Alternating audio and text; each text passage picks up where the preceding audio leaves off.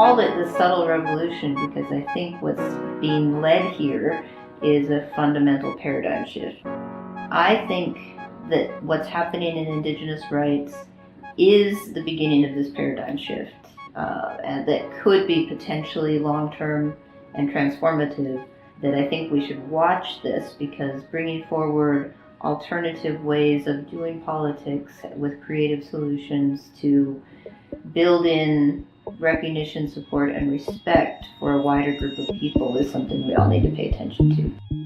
You're listening to CJLO 1690 AM in Montreal, and this is The Worlds We Want, a podcast that explores the bright side of global climate change, namely the change part. This is Tristan. I'm Sheryl. And this is episode 11.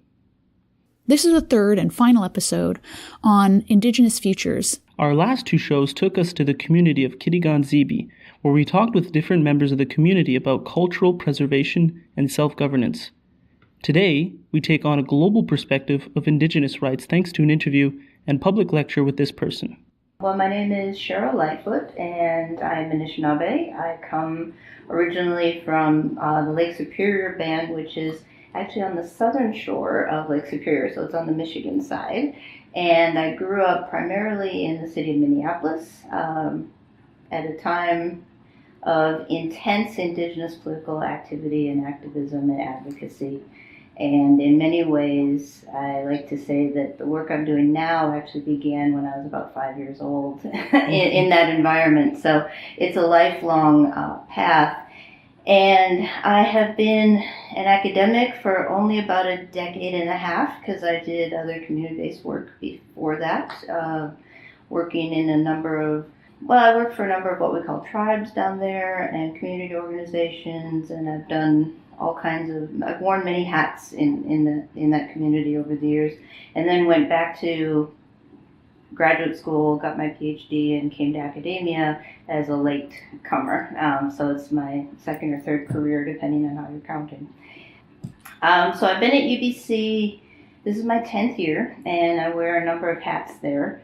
I have academic appointments in both political science and in the First Nations Indigenous Studies program, and I teach in both. And then I have been, for 5 years now, a Canada Research Chair of Global Indigenous Rights in Politics, so that gives me a level of specialization and intensity in that area of research.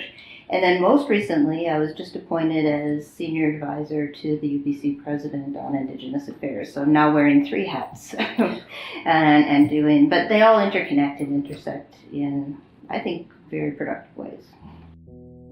As we were editing this show, far-right Congressman Jair Bolsonaro won the presidency in Brazil, and it's rhetoric like his that highlights the importance of intergovernmental agreements on the rights of Indigenous people. Promising to again open up the Amazon for economic exploitation, his plans for Brazil not only threaten the people that live in the Amazon, including a number of uncontacted groups, it may lead to the destruction of the world's largest rainforest.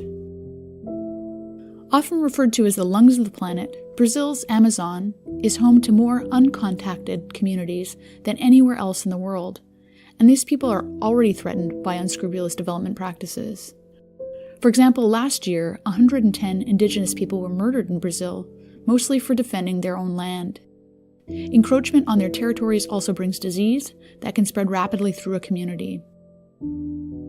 By defending their land, these people not only defend their own right to live as they have traditionally, but they defend the rights of the rest of us to the ecological services that the Amazon brings the planet. This tug-of-war between national and Indigenous rights has global implications. As we'll learn from Dr. Lightfoot, solving this puzzle can fundamentally shift the way groups of people come to relate to one another, nationally and internationally. We sat down with Dr. Lightfoot at Concordia's School for Community and Public Affairs before she gave a public lecture entitled Implementing Indigenous Rights, A Subtle Revolution. The book or the presentation itself talks about an international Indigenous rights regime. Mm-hmm. I was wondering if you could tell us what that regime is, or what it looks like. It's predominantly the UN Declaration on the Rights of Indigenous Peoples, but not exclusively. There are some other international instruments that involve Indigenous rights and the advancement of Indigenous rights. So for many years, we had what was called ILO 107, which was developed, drafted, and ratified by states in the 1950s. So that was a very different time and a very different orientation. So that was very much a pro-development, assimilationist kind of regime. That one has given way in recent decades as indigenous peoples themselves have become more active on the global level. So we also have ILO 169, which was originally drafted in 1989, and that is quite a much more advanced instrument. However, most states haven't ratified it. It's a handful of states in Latin America and in the Scandinavian countries and other European countries without indigenous peoples that have actually ratified it.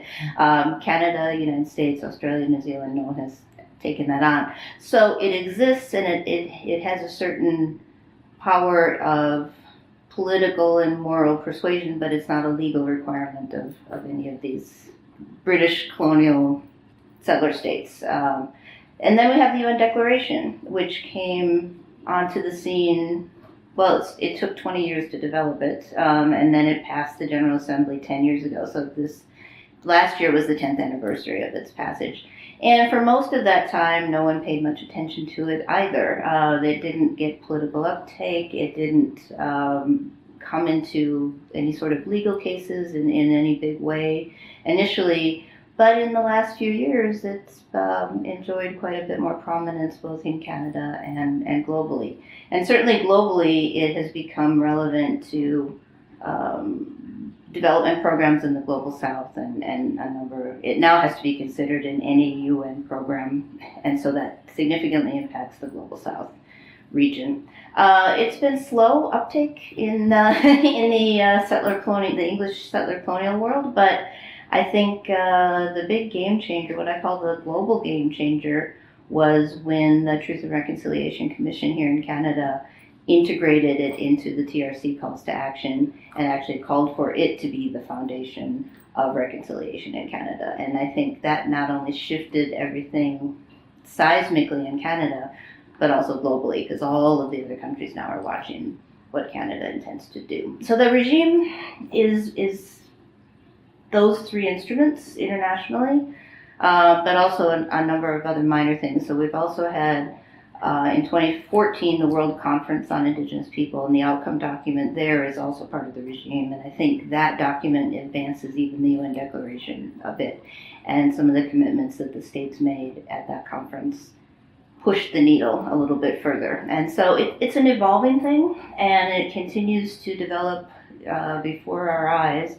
And another issue that I'm watching, which is part of this, is the nature of Indigenous participation at the global level. So there's now a push to have greater representation of Indigenous governments or representative institutions at the UN. So we're also watching that development, but that's a slow one. But all these things are slow. There's no doubt they take years to develop and even longer to emerge and diffuse on the global stage. Well, I guess we'll start. It's already 25 to 6, so good evening. Thank you for being here. My name is Daniel Saleh. I'm a professor here in the Department of Political Science and at the School of Community and Public Affairs. And it gives me great pleasure to introduce Dr. Lightfoot. We're going to listen in on the public lecture that Dr. Lightfoot gave at the end of October of 2018.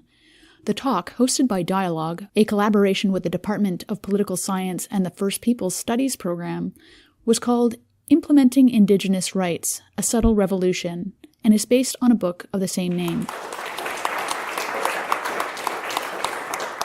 The work today that I want to talk about is really, and a couple of students picked this up already, it's Indigenous studies, yes, but it's primarily an international relations work and a bit of research. And it's really bringing the two into conversation in a way that hasn't been done before.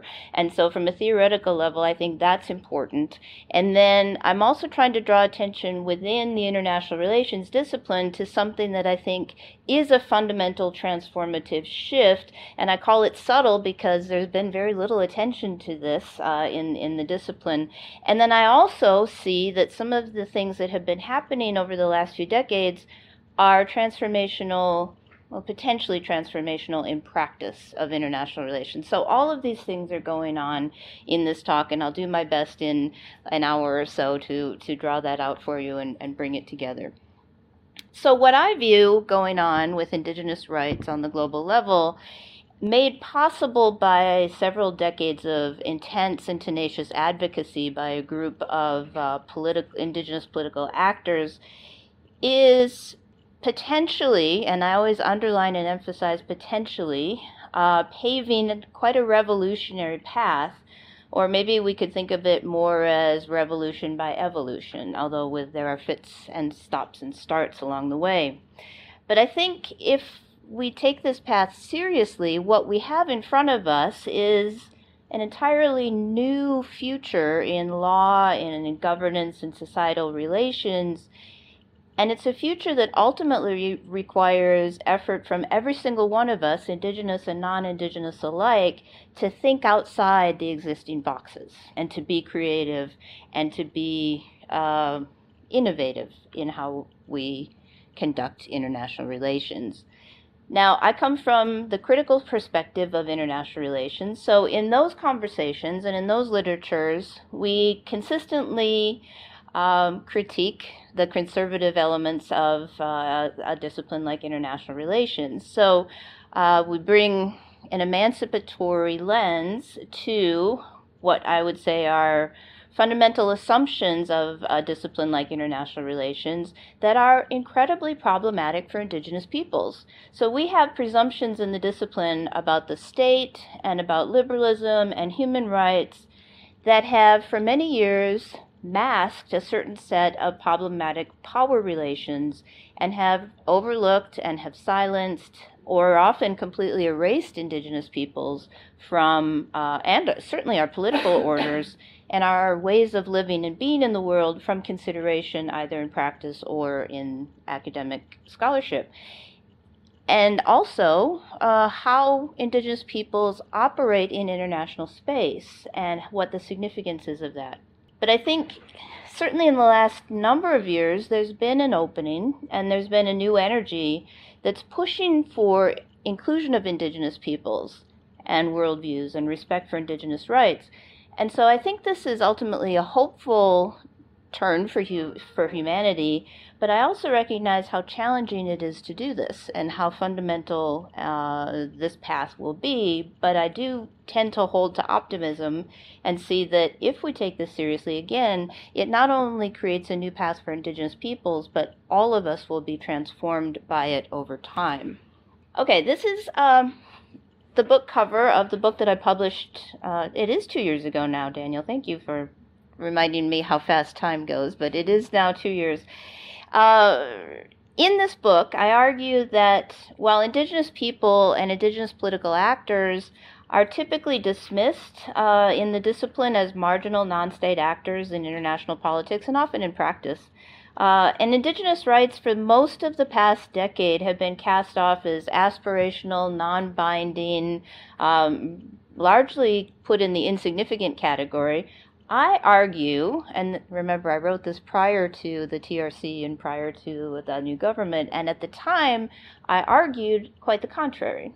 I said, actually, this is a subtle revolution in international politics, because I've argued and I see that the UN Declaration on the Rights of Indigenous Peoples is something much more than just a new set of rights norms emerging and diffusing on the global stage. I see it, as I've mentioned a couple times already, as actually a moment of potential revolutionary transformation, but completely overlooked and underappreciated by the discipline of international relations. So what do I mean by that? This is where I took the body of Indigenous political and legal theory that has emerged and really exploded on the scene since about the mid-1990s. And I put that in conversation with international relations literatures. And what I have discovered or uncovered in doing that is that this body of Indigenous political and legal theory speaks directly to these colonial assumptions in international politics, along with many other disciplines, but it intervenes in particular openings that were already provided by some post-colonial scholarship in international relations and some feminist scholarship in international relations, and really inserts itself in a way that I think lines up quite well with these other critical schools of thought, but brings a yet new perspective. And what it does is it brings attention to what I have described as a global state of incomplete post-coloniality. What this means in Indigenous studies terminology is it's a state of settler colonialism that's never ended. And so that particular form of colonization is ongoing and largely unaddressed. And it results from a very long-term exclusion and erasure of Indigenous peoples' institutions, structures, and forms of governance.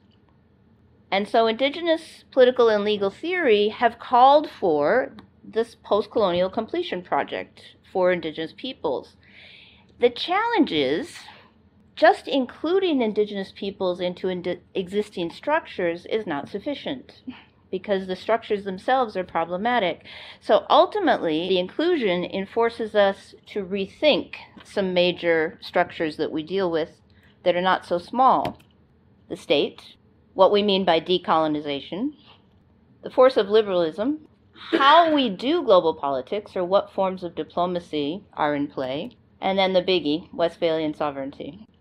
This is not a small or shy list, but including Indigenous peoples requires us to rethink all of these. So in my time today, I want to put forward two big arguments.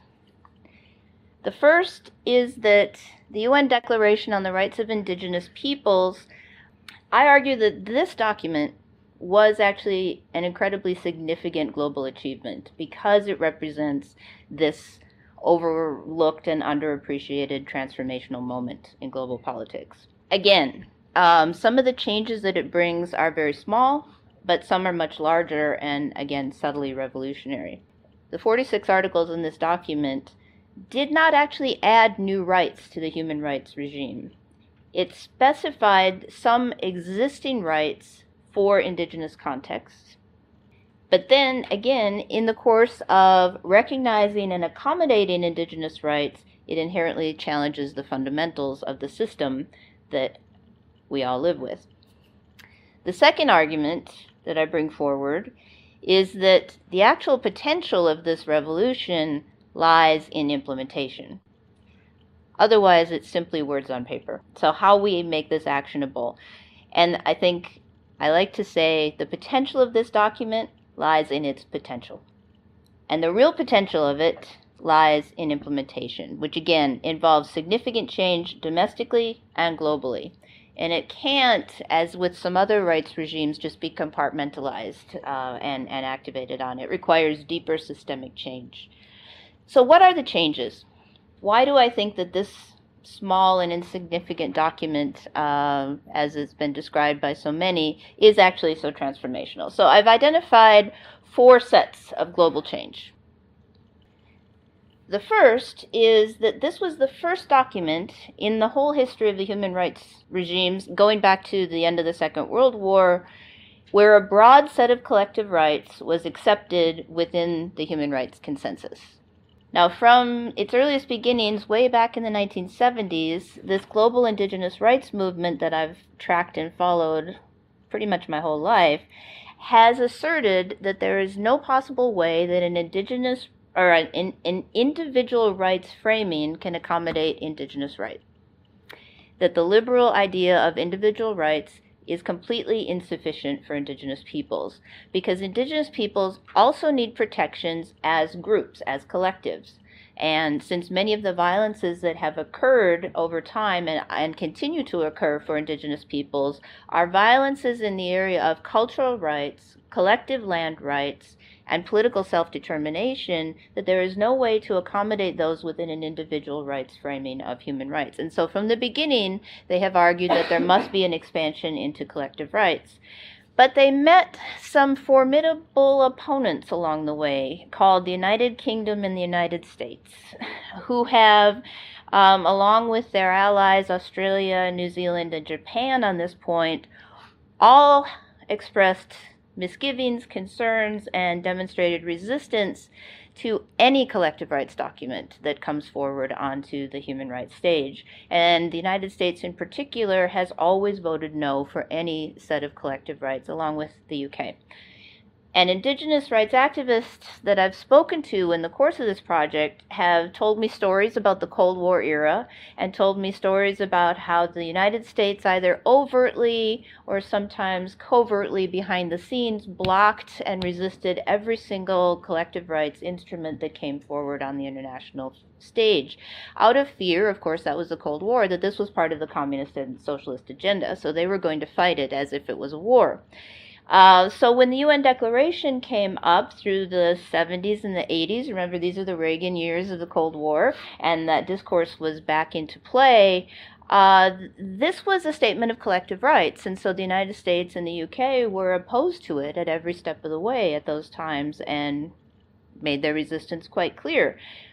But what happened was, by 2007, we had an overwhelming majority of states, 143 states, vote yes on this declaration. And at the time, the United States, the United Kingdom, Canada, and Australia, and, well, no, the UK didn't vote no, but they did express resistance to collective rights. But the other four, US, Canada, Australia, and New Zealand, actually voted no on the floor of the General Assembly that day, in part because this document was a collective rights document. However, within 2 to 3 years, all four of those countries had come along and issued statements of support. So there was a fundamental shift in the consensus.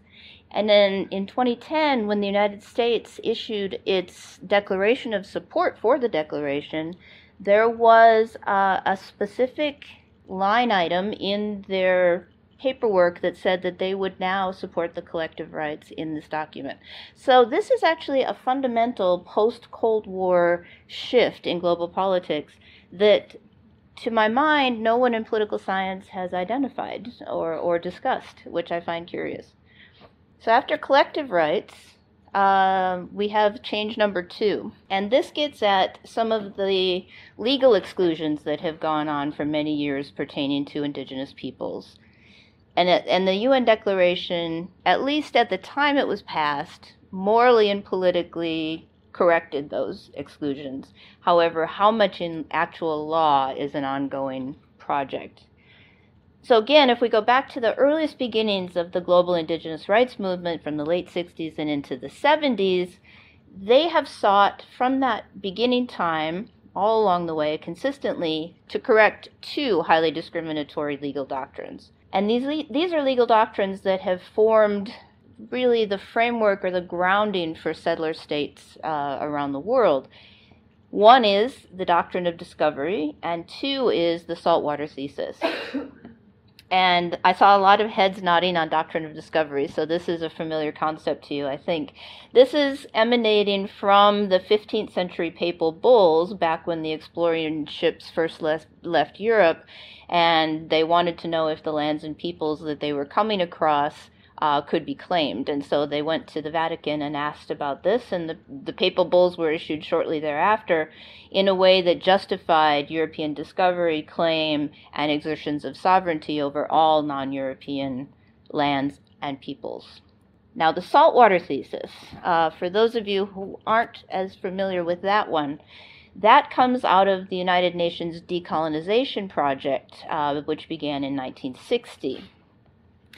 And there was a UN declaration against colonial rule that was passed in 1960 and that really launched the whole decolonization effort for those countries that were still under a colonial rule at that point. And that declaration delegitimized colonialism as a practice on the global stage. And it said that all peoples in the world have the right of self-determination. The problem was it didn't define peoples in that document. And so it did not offer specific guidance on who was actually eligible for decolonization. And so in the UN circles, discussion and conflict immediately arose about who actually should have the right of decolonization and self-determination. And the Belgians, who were quite unhappy that they needed to give up all of their colonial territories, brought forward a thesis that all nations, including those with internal colonies, i.e. Canada and the United States, with indigenous peoples, and Australia, should also have to decolonize. And they had a group of nations who were like-minded. On the other side, we had a strange coalition, and I say strange by Cold War standards, because remember, this was the 60s and the 70s. We had a very strange political coalition of the United States and its cousins, Canada, Australia, and New Zealand, and the Soviet Union.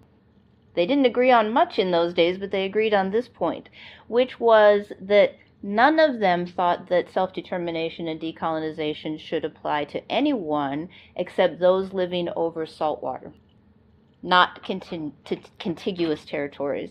So the saltwater thesis came into play. And given that strange political coalition of the Western powers plus the Soviet Union, that was an overwhelming force, and the Belgian thesis fell off, and the saltwater thesis prevailed. So that meant that decolonization only applied to overseas or over saltwater territories, and only those peoples had a full right of self-determination. The UN Declaration, at least, even if we're not there quite in law, and we haven't had these two legal doctrines fully repudiated, the UN Declaration sets the tone, and it sets the expectation that this is to happen more or less immediately, but immediately in international politics can be a while. So, collective rights, discriminatory legal exclusions. Now, number 3, and I think this is what we're grappling with right now in Canada, and this is one of our current political issues, is that this document, the UN Declaration, creates a new guiding framework for Indigenous state relations in each domestic context. If we look at the document itself, Article 3 says that Indigenous peoples have the right of self-determination equal to all other peoples, which is a pretty powerful statement, and it, again, corrects those legal exclusions that we were just talking about. However, we also have a late edition of Article 46, which protects existing state sovereignty and territorial integrity, which sounds like it undermines everything in Article 3. And in truth, while the document itself was primarily put forward by Indigenous peoples and primarily drafted by Indigenous peoples, there was a point along the way where states took control and started adding text and deleting text. And Article 46 is one of those that was tacked on by states at the very last stage. So Indigenous peoples had no voice in putting this into the text, and they never consented to it. However, we can't take Article 46 too strongly, because this is actually an element that appears in most international instruments. And what it technically means, I'm told by international lawyers, is that states can't interfere in other states' sovereignty and change borders unilaterally. So it actually isn't quite as bad as it looks on the surface, from what I'm told by those who are much more specialists than I am. From a political sense, I think what we can read into this is that Indigenous peoples' self-determination means essentially that they have the ability to determine their political status and pursue, and I think this is the text, pursue their economic, social, and cultural development. And that's coming right out of the UN Declaration.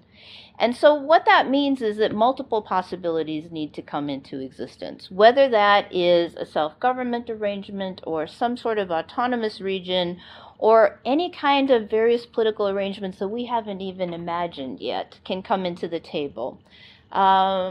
It does not necessarily need to mean discrete territorial sovereign statehood as we have understood decolonization to mean up until now. And so I was puzzled by this over many years while I was doing this research, so I asked the Indigenous activists this question exactly. How do you feel about Article 46? Does it undermine your set of rights? And how do you feel about its statehood or independence? And virtually everyone that I asked that question to over the course of about a decade all expressed a desire for some kind of autonomous political structure or some sort of independent structure. Only a couple expressed a desire for statehood per se as we understand it. And one individual said, and I like to use this quote because I think it really captures the whole picture of what speaks for many, many people. And he said, "The state is inherently a European colonial structure, and so we don't base our claims on it. What we seek is independence as nations, as peoples. We seek freedom and the space to live and govern ourselves as we see fit. That's self-determination. Statehood can sometimes provide it, I suppose, yes, but so can many other ways of thinking and doing things." So I think that encapsulates the general thrust of the movement. And the challenge comes in that the UN Declaration and the other rights instruments out there don't give us any universal prescriptive solution as to how to accomplish this. And in fact, I think what it represents is the antithesis of a universal prescriptive solution, because the experience of Indigenous peoples around the world has been that universal prescriptive solutions turn out very badly for them. And so the pushback was, no, we need unique situations and unique negotiations in individual contexts. And so they designed the declaration to do that.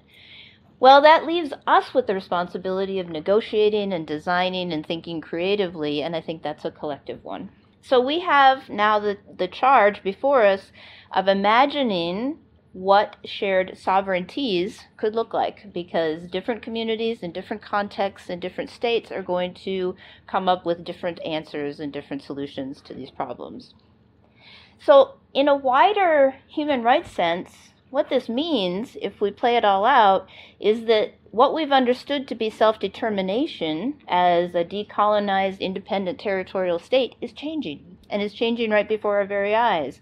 And it can mean something very much different than what we have experienced in recent decades, the last 50, 60 years. And that what we mean by decolonization is changing. It no longer means just the creation of a separate state or joining with a third state. It now means we have to think and do and act differently within the structures that we have. And I think that these trends are clear, that decolonization is changing, self-determination is changing. But what I see is that Indigenous rights are actually leading that global conversation in a way that is completely overlooked by the discipline of international relations. So the fourth big change is that the activists and the advocates that work together in international fora for about 3 decades to draft and to negotiate and to work for the UN Declaration. That's 30 years, folks. That's a long time to be pushing for something new and revolutionary and meeting all kinds of resistance along the way. So from the 1970s until 2007, these activists in this very diverse group from around the world demonstrated to all of us that global politics can operate in a completely alternative way than what is the normal practice of diplomacy and global power politics. The Indigenous advocates, this group that came together, have presented some very real alternative pathways to conducting global politics, and they have showed us that they can be successful. This is a group that I've, again, been observing for a very long time, and what I see is that this movement is grounded in what I call transnational indigenous ways of being. It has grassroots origins, activist origins. It's a deeply anti-colonial movement in both nature and in practice. And it consistently and in multiple ways challenges international structures of domination and subordination on a day-to-day basis. And at the same time, these political actors are incredibly intelligent, skillfully strategic, incredibly creative, and beautifully articulate diplomats on the global stage. And their sole objective is to seek a space of dignity for Indigenous peoples in global politics. And they have brought forward a set of practices that, again, I think fundamentally shift and alter, or at least present an alternative to, state-centric power politics at the global level. And they do that by drawing on Indigenous ontologies, values, commitments, and offer up well, I call it new, but it's actually an incredibly old set of relationships of practicing politics internationally or cross-culturally, cross-indigenous nations. And they brought those practices into the United Nations. I want to highlight a couple examples just to give you some ideas. There are 4 major elements to their approach and strategies and tactics, which have evolved to quite sophisticated level over 4 decades of working together. And they all emanate from this original basis in community and reflect this activist style and notably often female-led roots. Okay, first of all, consensus decision making. This practice was in place from those very first Global Indigenous meetings in the 1970s. And I can attest to this over the numerous number of Indigenous caucus meetings that I have attended in the last couple of decades and observed. Consensus is the primary objective and the focus of all process in Indigenous relations. However, we have to be real and say that the Indigenous caucus, just like any other political decision-making body in the world, has the same constraints of time and resources, and sometimes a vote is required. The difference is, when the Indigenous caucus takes a vote, that's a failure, and it's viewed as a failure. It means that that was the last resort and highly undesirable, because what's actually the preferred option is that discussion happens long enough, alternative viewpoints are aired, and a consensus position is presented, and that has been the primary mode of operation. Secondly, I have observed, again, over the course of a number of decades, what I would call, and this is how I know this, broad and open participation has always been the mode. What this means is that elders, youth, children, community leaders, and women are always present in quite significant balance. So broad and open participation has always been a core objective of this movement, whether in North America or in other areas.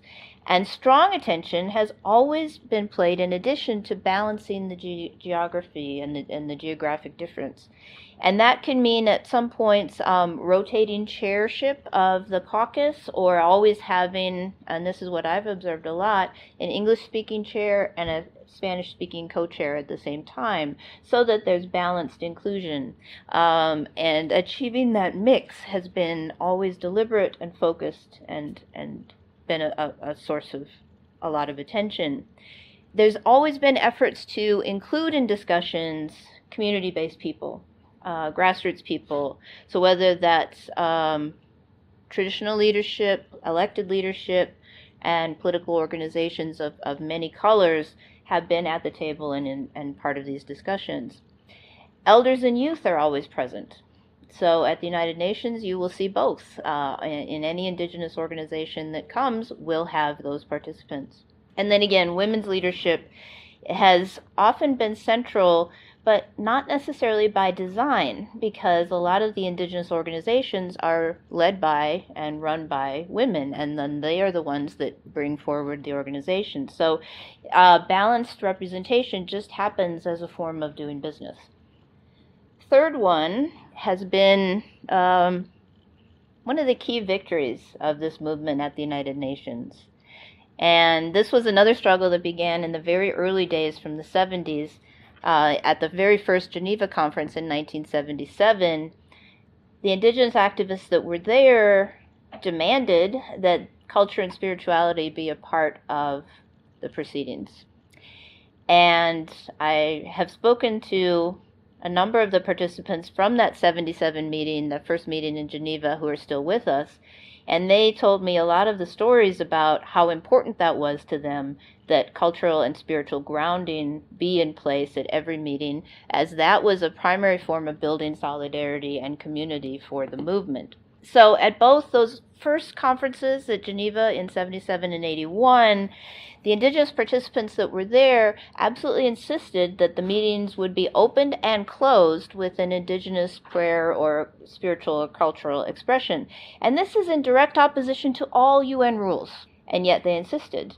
And there were many fights along the way. We had at one point a chair of a working group walk out because she was not going to tolerate bringing in prayer into the United Nations chambers. And she walked out, but she came back in the room a few minutes later as the group was just finishing their prayer. So by asserting themselves routinely, they were able to succeed in this. Nowadays, every time there's an Indigenous meeting at the UN, it's just understood that it's going to start with a cultural or spiritual expression that, again, rotates by geography. So it might be an Australian Aboriginal person one week, or a Maori the next week, and then a Mohawk the third time. It will just naturally rotate through the continents and through the cultures as a form of solidarity and expression. So the UN no longer fights this. They accept it. People stand up and routinely go through these motions, and it's become commonplace. So it was one of the big victories that was important that has brought forward significant change. Now, fourth, this also has shaken up the UN system a bit, and it has been the group's willingness to engage in collective action tactics when needed as part of its diplomacy model. So, as I've described a number of times, and you could probably detect by now, this movement is grassroots in origin, and it's always been connected to some pretty strong activist roots, particularly in North America. And at the first North American conference, treaty conference in 1974, the decision was made at that point among the elders and the traditional leaders that the activism that they were taking was going to shift from a domestic framed activist model like we see here on the left, the Trail of Broken Treaties in 1972, which was led by the American Indian Movement. By 1974, the decision was made that that's not working so well anymore, folks, and a lot of our leaders are in jail or tied up in the court system, and we need something new, but we still are connected to that. So how are we going to do it? And the decision was made in 1974 to start going international and to start building some of those international solidarity movements and so on. But the activist tendencies have never left, and they have always been useful at particular points. So, and I should say, it wasn't just the American Indian movement. There were similar movements happening on the northern side of the border with George Manuel and the groups there, and certainly at Ganawage over here that have taken that same approach. But all those groups of people started talking and saying that there might be something at the international level that can be helpful to us back here. Now, when and how to use collective action? Well, the movement will resort to collective action techniques in order to challenge the system when they feel that there is some sort of unfair or unjust access point, or there's something sticky that just isn't moving, but it's being done in a way that's isolating or marginalizing Indigenous groups compared to all others. So at different points in the process, again, 30 years, so there are a lot of opportunities to present a strong face like this, they have engaged in protests, different walkouts, and there was even a hunger strike at one point in the negotiations of the UN Declaration in order to draw attention to the structures and the practices that were creating what was viewed as an unjust situation. The careful thing is that protest is never done just for protest's sake. It's done always, and I like to teach my students this as well, protest is done in order to advance the discussions. So the idea is always that, and I had one of the elders tell me this, the idea in walking out is not to walk out, the idea is to get back in the room. And so it's always used as a careful tactic of diplomacy and to advance the conversation. Now, this is a graphic taken from one of my book chapters, which visually shows us Indigenous rights as global change, but it also shows us where some of the biggest challenges lie.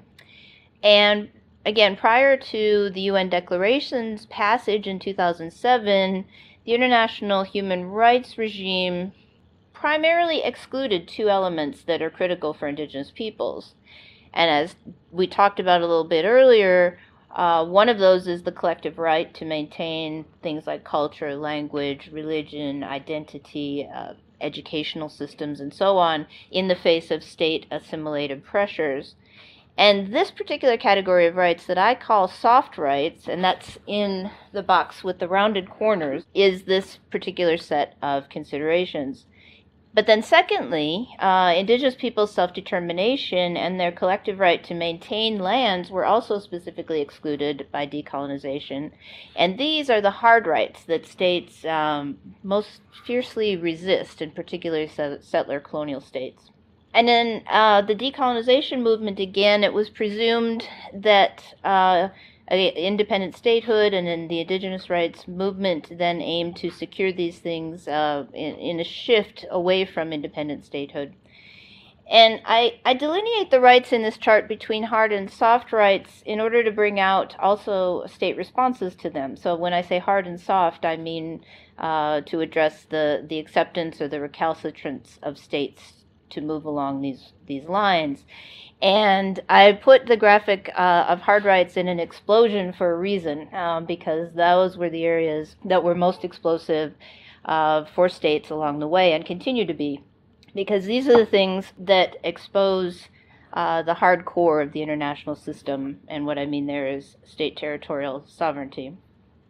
Soft rights, like culture, education, language, and so on, involve some change to thinking about inclusion, and about the complementarity of collective rights and individual rights, but the changes that states are required to make or societies are required to make in order to secure these soft rights in the box are not nearly as fundamental and not as transformative, and they're much easier to accept for most states, certainly not all, much more readily. But the key fights and the key debates and I think the most difficult places going forward are in this hard rights category of land and self-determination. For the last couple minutes of the show, we are going to return to our interview with Dr. Lightfoot. Could you talk about the difficulty of kind of articulating international Indigenous rights, but kind of reflecting the diversity of what it means to be an Indigenous that's community? always been a challenge.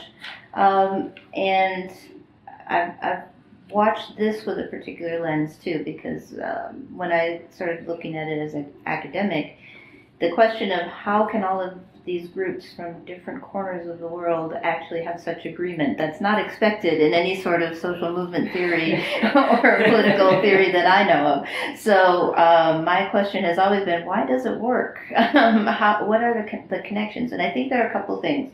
And then there are a couple tensions that have always played out that have to be attended to. It was initially a North American-led initiative. No doubt about that. However, it was done from those early days, from 77, 74, with an eye towards Latin America as well, and in conversation with Latin America, because, well, they're close, number one, but also there's an understanding that the hemispherics face the same power politics. So the United States and Canada are pretty big players in the Western Hemisphere. So whether you're located within those countries or you're the subject of their multinationals, which is the case in Latin America, I think some of the experiences are quite the same. And so there were those points of connections. And very quickly, so beginning in the 80s, the movement was joined by Australia and New Zealand for obvious cousin reasons. And then also very quickly by the 80s, for the Sami from Northern Europe, who, while they don't share the British colonial heritage, shared a lot of the experiences. And so they, and also they tend to be English speaking, so that helped in terms of building solidarity. And there's plenty of bilingual Spanish conversation going on as well. Over time, the movement built to bring in more groups from Africa and Asia that maybe in the 60s and 70s wouldn't have identified themselves as indigenous per se. They certainly felt separate from the mainstream societies in those countries because they're trying to live in a more traditional way, and they faced certain barriers that were similar. So assimilative pressures, dispossession, language, education in language is not your own, all kinds of things that were very similar to the British settler colonial countries. And I say that understanding that Canada is not exclusively British, but just it has this legacy of governance and colonialism that does tend to be British in character. It shares, in this case, such commonalities with the others that I oversimplify it problematically and call it British colonial, but for simplicity's sake, Canada does have that legacy. So I think the shared experience has been a key point, and shared goals. So the idea of working towards both equality in a society and some amount of separatism or respect for a peoplehood or a nationhood that's distinctive from what's in the urban centers or what's being brought forward by the elites in the country. So the post-colonial Africa in particular, this comes into play a lot. The post-colonial legacy there, the leadership tends to be of one or two ethnic groups that'll be dominant in either French or English, and then the country is ruled by those groups, to the exclusion of some of the smaller tribal groups that want to maintain a separate existence in some way, or have that accommodated in some way. So it becomes a very similar set of, and a solidarity builds over a shared set of histories and goals, and also politics. So I think that built over time, and I think groups that wouldn't have used that label for themselves in the 60s or 70s, over time, when they saw the movement and they saw that it was going to work for them as well, have taken up an identity of indigeneity that is complex in those countries, because the African elites will say, but we're all indigenous to Africa. We all have ethnic groups. There's nothing that's indigenous per se about these others.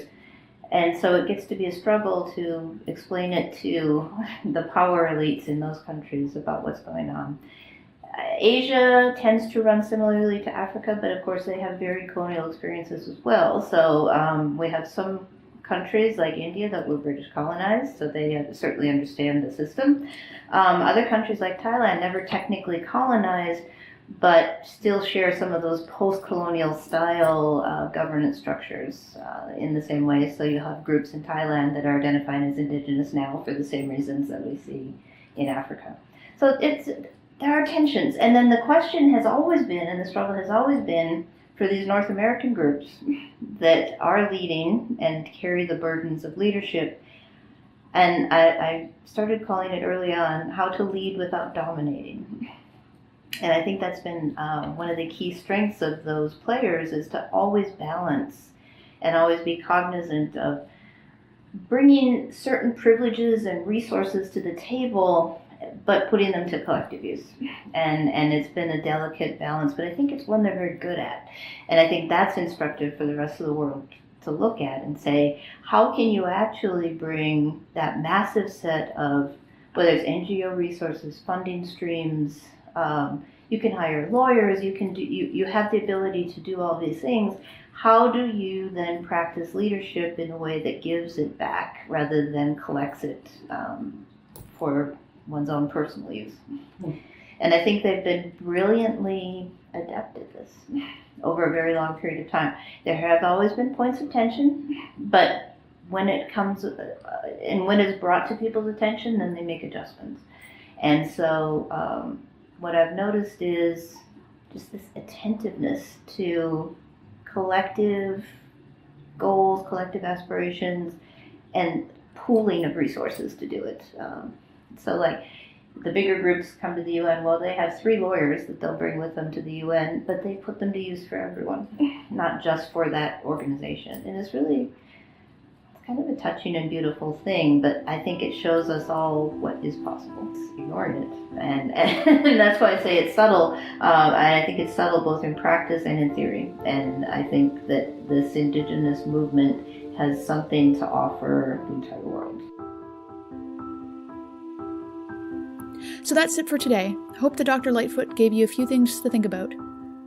Join us next month as we start to share a number of conversations we've had over the last few weeks in relation to sustainable business practices and the social and solidarity economy.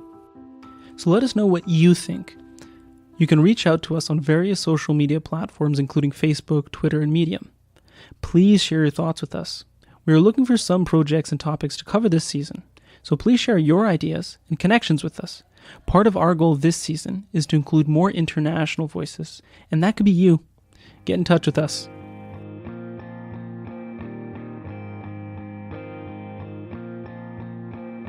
Editing by Sheryl Lightfoot.